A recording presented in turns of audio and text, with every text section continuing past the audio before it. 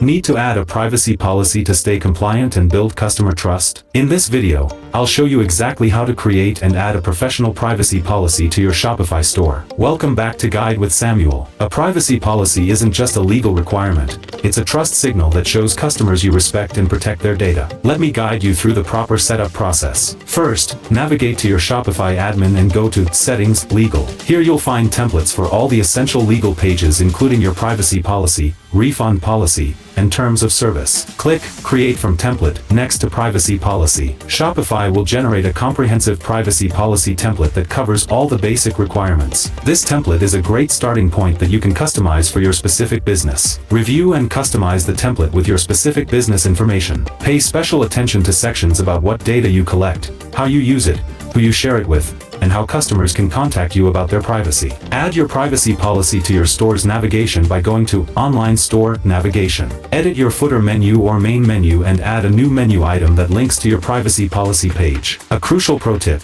use a privacy policy generator if you need more customization than Shopify's template provides. Also, remember to update your policy whenever you add new apps or services to your store that handle customer data. It's good practice to review your privacy policy every 6 to 12 months to ensure it stays current with regulations and your business practices. And just like that, you've protected your business and built trust with your customers. A clear privacy policy shows you're a professional business that respects customer rights. If this guide helped you establish proper legal foundations for your store, please give it a like. How often do you review and update your store's legal pages? Share your practices in the comments below. To continue optimizing your store's layout, subscribe for our next video on how to edit Shopify homepage sections. Thanks for watching.